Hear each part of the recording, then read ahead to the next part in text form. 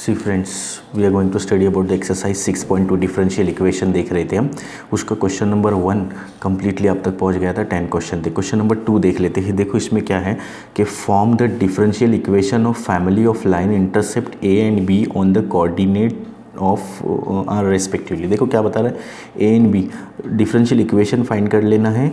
Line intercept करता है। Intercept line means what, see ये एक्स एक्सिस है और ये वाई एक्सिस है। यहाँ पर ए है और यहाँ पर बी है बता रहा है ये, तो दोनों से ये लाइन यहाँ से गुजर रही है, यानी इंटरसेप्ट कर रही है वो एक्स एक्सिस को और वाई एक्सिस को रेस्पेक्टिवली। पहले एक्स फिर वाई। ओके, अब देखो equation of line by double intercept. यहाँ पर इंटरसेप्ट हो रहा है ना, तो हमने पढ़े थे 10 स्टैंडर्ड में भी कि equation of line by double intercept of line है ना। डबल इंटरसेप्ट पढ़े थे हमने। कौन सा पढ़े थे, अगर स्लोप नहीं दिया हुआ है तो ये ले लेते हैं हम, x upon a plus y upon b is equal to 1, ये लेते हैं। अगर स्लोप बहुत सारे हमने पढ़े थे, अगर स्लोप दिया हुआ रहता है तो फिर y is equal to m x plus c, ये रहता था if slope given. Slope is not given year, x upon a plus y upon b equal to 1, ये आ जाएगा intercept line, equation of the line double intercept की। Okay, अब देखो इसमें 2 कांस्टेंट है, एक a है और एक b है। तो पहले क्या लिखेंगे हम, differentiate with respect to x। Differentiate करेंगे इसको, x को। देखो ये x अपॉन ए है, मतलब क्या है, x इंटू 1 अपॉन ए, ऐसा दिया हुआ है ये x इंटू 1 अपॉन ए, मतलब x का डिफरेंशिएशन 1 आएगा। 1 इंटू 1 अपॉन ए कॉन्स्टेंट है, यहाँ पर 1 अपॉन ए लिख दो।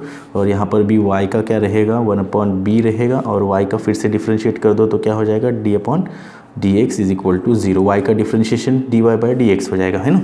चलो अब इसको हम कैसा कर लेते हैं, 1 अपॉन ए को उधर ले लेते हैं, तो 1 upon b d y by d x is equal to, ये क्या हो जाएगा, -1 अपॉन ए, यानी ये इधर चला जाएगा तो ये माइनस हो जाएगा, है ना।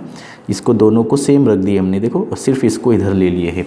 अब क्या कर लेंगे, d y by d x upon, ये लिख लेते हैं -1 अपॉन ए इंटू इसको इधर ले लो तो क्या हो जाएगा, ये b अपॉन 1 हो जाएगा, उल्टा हो जाएगा। So d upon d x is equal to -b upon a. देखो मल्टीप्लाई कर दो, -b वन ज़ा b और a वन ज़ा a, ये आंसर हमारे पास आ गया। अब फिर से कांस्टेंट तो बाकी है, कांस्टेंट को हमको ख़त्म कर देना है, तो अगेन डिफरेंशिएट कर दो। Again differentiate with respect to x। किसको डिफरेंशिएट करना है, इसको। D y by d x को डिफरेंशिएट करते हैं बच्चों, तो क्या आता है हमारे पास, d2y upon d x square आता है। और कोई भी कांस्टेंट को डिफरेंशिएट करते हैं तो 0 आता है। देखो यहीं पर हमारा आंसर ये ख़त्म हो गया, है ना। क्वेश्चन नंबर 2 हो गया। चलो देख लेते हैं क्वेश्चन नंबर 3। देखो बच्चों क्वेश्चन नंबर 3, इसमें क्या बता रहा है कि find differential equation of all parabolas having length of latus rectum 4a and axis is parallel to x axis. देखो पहले हमको पैराबोला क्या है पता होना चाहिए, 11th स्टैंडर्ड में पढ़े थे आपने, ये x एक्सिस से y एक्सिस से, ये ऐसा कर्व देखो यहाँ से ऐसा जा रहा है, this is called as parabola, है ना। ये पैराबोला जाता है। तो पैराबोला में भी देखो जैसे ये रहेगा कर्व, तो ये इसकी इक्वेशन क्या आ जाएगा, y square is equal to 4ax आ जाएगा, है ना। अगर ये इस तरफ रहेगा यहाँ से रहेगा, देखो ये इधर से गुजर रहा है, तो इसका क्या रहेगा, y square is equal to -4x रहेगा, ये माइनस में आ जाएगा ना। ओके, अगर फिर से देखो और दूसरा पैराबोला देखे थे हमने, तो 11th स्टैंडर्ड में 4 पैराबोला देखे थे। देखो यहाँ से ऐसा जाएगा, तो इसको क्या आ जाएगा, x square is equal to 4by आएगा, यानी जहाँ पे वो टच हो रहा है, देखो किसको टच हो रहा है, x को टच हो रहा है, तो एक्स स्क्वायर आ जाएगा और उसके सामने क्या y, तो 4by आ जाएगा। बिल्कुल इसी तरह से माइनस वाला नीचे चला जाएगा यहाँ से, तो क्या आ जाएगा, x square is equal to -4by। Okay, इसको याद रख लेना, ये पैराबोला 11th स्टैंडर्ड का हमने सिखाया है। अब देखो लेटस रेक्टम मतलब क्या होता है, ये जो दिया हुआ है ना लेटस रेक्टम, वो भी देख लेना। जैसे ये है यहाँ पर x एक्सिस है ना, x एक्सिस के बता रहा है, दूसरा एक उसमें पैरेलल है, ये x एक्सिस के पैरेलल है। और पैराबोला जो यहाँ से जा रहा है ऐसे, ये इधर से जा रहा है पैराबोला। ओके, तो ये शिफ्ट ऑफ ओरिजिन हो गया, मतलब पैराबोला कहाँ से जाना चाहिए, यहाँ से ना, तो ये पैराबोला यहाँ से जा रहा है, मतलब ये दोनों एक्सिस से, ये एक्सिस के पैरेलल है ना, उससे जा रहा है। तो ये इस जब शिफ्ट ऑफ ओरिजिन होता है ना, तो उसको h और एच एंड के लेते हैं कोऑर्डिनेट्स, याद रख लेना इसको। और इसका ये जो डिस्टेंस है ना, ये वाला, इसको कहेंगे लैटस रेक्टम। लैटस रेक्टम वो कम्प्लीटली 4a ही होता है, कांस्टेंट है, मतलब 4a ही रहेगा। ओके, चलो अब देख लेते हैं ये क्या आ जाएगा। देखो y square is equal to 4ax, जैसे हमने स्टार्टिंग में ही बताए थे, है ना। ये ले लेते हैं। अब इसमें हम क्या, ये शिफ्ट ऑफ ओरिजिन हो जाएगा ना, h और k, तो h और k रख दो। देखो h और k, ये x है और ये y है, तो x ये y माइनस ये आ जाएगा और h माइनस ये आ जाएगा। ओके, तो क्या लिखेंगे, देखो y माइनस के स्क्वायर, यहाँ पर ये y तो लिखेंगे सेम, और y की जगह पर k है ना, फिर 4a x की जगह पर क्या है, h है, यानी हम क्या लिखेंगे, x माइनस h। ये सपोज कर लो फर्स्ट इक्वेशन है। अब देखो बिल्कुल इजी हो गया आपका। अब डिफ्रेंशिएट कर दो इसको, दो कांस्टेंट है h और k, दो कांस्टेंट है, तो differentiate with respect to x। Differentiate कैसा करेंगे इसको, ये x रेस टू n फार्मूले से, x raise to n formula, यानी n पीछे आ जाएगा, है ना। तो इसको ले लो, यहाँ पर लिख लेते हैं। देखो क्या आ जाएगा, 2y माइनस के आएगा, और यहाँ पर रेस टू 1 आ जाएगा। फिर से y का डिफ्रेंशिएशन करेंगे तो क्या आ जाएगा, dy बाई डी एक्स, और k का 0 आ जाएगा, उसको छोड़ दो, इक्वल टू 4a तो सेम रहेगा, है ना, 4a सेम रहेगा, x का डिफ्रेंशिएशन 1 आएगा, h का 0 आ जाएगा। अब देखो फिर से y माइनस के, यहाँ पर k रह गया फिर से। अब हमको क्या कर लेना है, पहले उसको सिंप्लीफाई कर लेते हैं। 2y माइनस के d y by d x is equal to dy by d x is equal to, ये क्या हो जाएगा, 4a 1 द 4a। अब हम इसको ऐसा लिख सकते हैं कि ये 2 को इधर लेके जाओ, तो ये रहेगा y माइनस के dy by d x is equal to 4a upon 2, तो 2 2 ज़ा 4 हो जाएगा। तो ये क्या आ जाएगा, देखो y माइनस के dy by d x is equal to 2a हो जाएगा, है ना। तो ये हमारे पास सेकेंड इक्वेशन आ गया है। अब फिर से इसको अगेन डिफ्रेंशिएट कर दो, again differentiate with respect to x। Again differentiate करने के लिए कैसे करेंगे, अगेन डिफ्रेंशिएट, ये u रहेगा और ये v रहेगा, u v रूल अप्लाई कर दो, तो u D by d x ऐसा रहेगा ना। तो u क्या है, पहला y माइनस के लिख दो, y माइनस के, फिर डी बाई डी एक्स इसका, तो d2y upon d x square, है ना। ये देखो ये फार्मूला आपको तो पता है ना, u v का, u D by d x plus v D U D by d x, ये यहाँ पर v आएगा। तो ये देखो ये v का डिफ्रेंशिएशन, यहाँ पर u का डिफ्रेंशिएशन, प्लस v को वैसे के वैसे रखेंगे, यानी dy by d x same रखेंगे। फिर u का डिफ्रेंशिएशन, ये y का डिफ्रेंशिएशन कितना आता है, dy by d x minus k का डिफ्रेंशिएशन 0 इक्वल टू 0। अब देखो क्या करेंगे इसमें, अब k को हटाना है हमको यहाँ से। k को हटाने के लिए हम क्या कर सकते हैं, ये देखो ये दोनों स्क्वायर करके रख दो, y माइनस के d2y by d x square, plus ये एकदम से लिख दो dy बाई डी एक्स का whole square is equal to 0। अब हम क्या कर सकते हैं, इसको डिवाइड कर सकते हैं क्या, ये जैसे थर्ड आ गई इक्वेशन।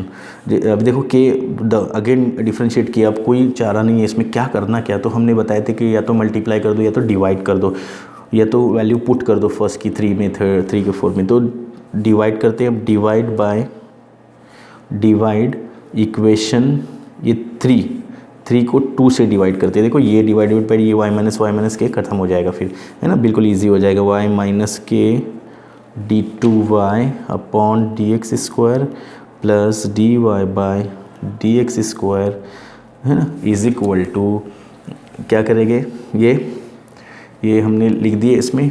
अभी आगे क्या है, इसको हम है ना इधर डाल देते हैं, इसको हमको क्या करना था, यहाँ पर प्लस लिख के यहाँ पर इक्वल कर दो, और इसको माइनस कर दो, इसको इधर डाल देते हैं, मतलब सिंप्लीफाई इधर ही कर देते हैं। क्या कर दिया हमने, इसको प्लस इक्वल कर दिया और इसको माइनस कर दिए, यानी इसको है ना हमने इधर डाल दिए, इसको याद रख लेना ताकि इजी हो जाए हमको, क्योंकि यहाँ पर 0 था ना इसलिए। अब इसको डिवाइड कर दो, किससे डिवाइड करेंगे, सेकंड से। सेकंड में क्या है, देखो ये है, तो लिख दो y माइनस के d y by d x, है ना, और यहाँ पर कितना आ जाएगा, ये कितना है, 2a है, यहाँ पर 2a आ जाएगा। चलो अब डिवाइड कर दो, देखो ये कैंसिल हो गया, बाकी क्या बचता है हमारे पास, ये इसे क्रॉस मल्टीप्लाई कर दो direct, 2a d2y by d x square is equal to, is equal to इसका क्रॉस मल्टीप्लाई कर दो, ये 2 है और एक मल्टीप्लाई हो जाएगा यानी क्यूब हो जाएगा। ये देखो ये पावर 2 है और यहाँ पर पावर 1 है, यानी 2 और प्लस 1 मल्टीप्लाई में पावर की एडिशन हो जाता है। तो इधर क्या आ जाएगा माइनस dy/dx क्यूब हो जाएगा, है ना।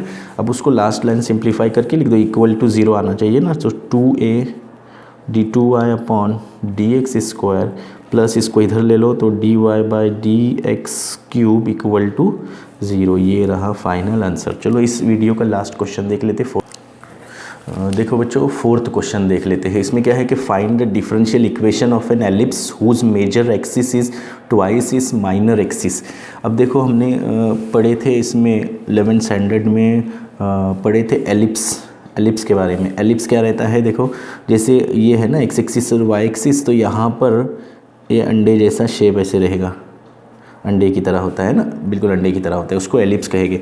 अब उसमें देखो ये एक्स एक्सिस के ऊपर ये है ना 2a, ये मेजर हो गया, ये मेजर एक्सिस हो गया है ये, और ये क्या हो गया आपका माइनर एक्सिस। तो मेजर एक्सिस 2a और माइनर एक्सिस 2b, है ना, ये हमको पता है, हमने पढ़े हैं। तो इसका जो इक्वेशन होता है एलिप्स का इक्वेशन क्या है, x square upon a square plus y square upon b square is equal to 1। 11th standard में हम पढ़ चुके हैं ये इक्वेशन होता है। अब हम क्या कर लेंगे पता है, कंडीशन देख लेते हैं क्वेश्चन की। क्वेश्चन में बता रहा है कि मेजर एक्सिस, मेजर क्या है हमारे पास 2a, मेजर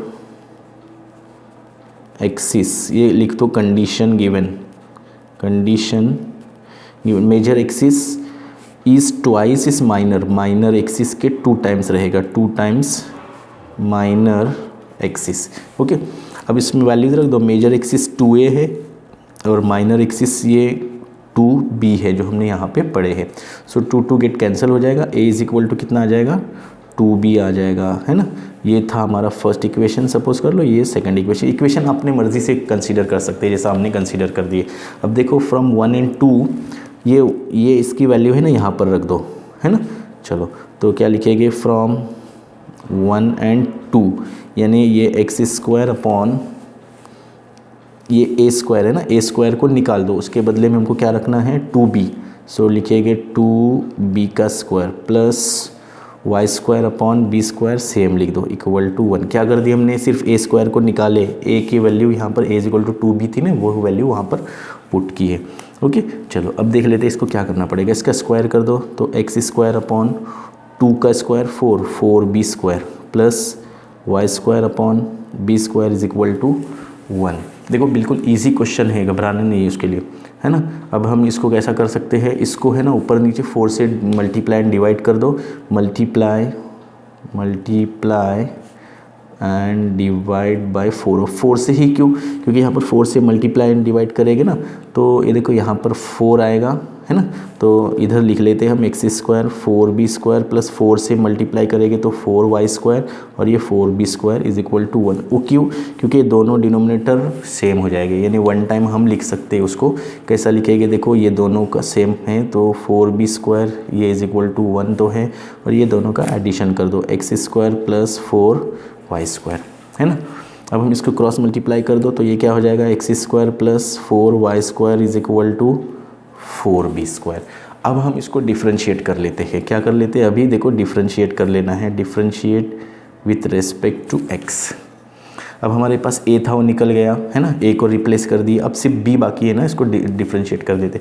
इसको देखो 2 आ जाएगा, x⁻n के फॉर्मूले से 2x हो जाएगा, फिर यहाँ पर 2 4 जार 8 हो जाएगा, 2 पीछे आ जाएगा ना तो ये 8y हो जाएगा, और फिर से y का differentiation dy/dx is equal to b constant है, b का 0 आ जाएगा तो 4 × 0 यहाँ पर 0 आ जाएगा। अब हम इसको और सिंप्लीफाई क्या कर सकते हैं, पीछे का आंसर मैच करने के लिए डिवाइड/2 कर दो, डिवाइड/2, इसको 2 से डिवाइड कर लेंगे, 2x plus 8y dy/dx is equal to 0। 2 से डिवाइड कर दो, देखो क्या आ जाएगा, 2 गेट कैंसल, 2 4 जार 8 और ये 0 आएगा, तो x प्लस यहाँ पर क्या आएगा 4y dy/dx is equal to 0। तो ये रहा आपका फाइनल आंसर। तो क्वेश्चन नंबर 5 भी देख लेते हैं, है ना, क्योंकि बिल्कुल छोटा सा आंसर आ जाएगा उसका, अभी पढ़ लिए तो समझ में आ गया कि छोटा सा आंसर है। Form the differential equation of family, क्या है question, form the differential equation of family of lines parallel to the line. जैसे देखो एक लाइन है पैरेलल, है ना, एक लाइन है मेन लाइन, उसके पैरेलल लाइन है यहाँ पर, तो उसमें पैरेलल लाइन का कंडीशन दिया है कि 2x + 3y + 4 = 0 होता है ना, ये दिया हुआ है। तो गिवन कंडीशन में देखो सॉल्यूशन में लिखेंगे पहले गिवन कंडीशन 2x + 3y + 4 = 0। देखो अब बच्चों इसमें क्या कर लेना है आपको कि जैसे अगर पैरेलल लाइन होते हैं ना, तो पैरेलल लाइन के कांस्टेंट बदलते रहते हैं। ये जो कांस्टेंट रहता है ना, बदलते रहेगा पैरेलल लाइन। जैसे ये मेन पैरेलल लाइन है, उसके पैरेलल दूसरी लाइन है, तो इसका कांस्टेंट बदलते रहेगा, बाकी x और y ये सेम रहेंगे। तो लिखेंगे हम 2x + 3y प्लस जो कांस्टेंट बदलते रहता है ना, उसको हम k मान लेते हैं = 0। यहाँ से k कैसे आ गया, ये कांस्टेंट है ना 4, तो 4 पैरेलल लाइंस का कांस्टेंट बदलते रहता है हमेशा। तो इधर क्या आ जाएगा, देखो डिफरेंशिएट कर दो, हो गया answer. Differentiate with respect to x, ये इसको डिफरेंशिएट करेंगे तो 2 आ जाएगा, प्लस 3 को डिफरेंशिएट 3y, फिर dy/dx आ जाएगा। कौन सा y को डिफरेंशिएट किए तो dy/dx, k को डिफरेंशिएट किए तो 0 आ गया = 0। अब और सिंप्लीफाई कर सकते हैं हम, कैसा कर सकते हैं, देखो 3 dy/dx नहीं, इसको इधर ही लिख दो ना डायरेक्ट, +2 = 0। ये रहा आपका फाइनल आंसर 5वां। ओके, तो वीडियो पसंद आ गया होगा तो लाइक कीजिए, शेयर कीजिए और सब्सक्राइब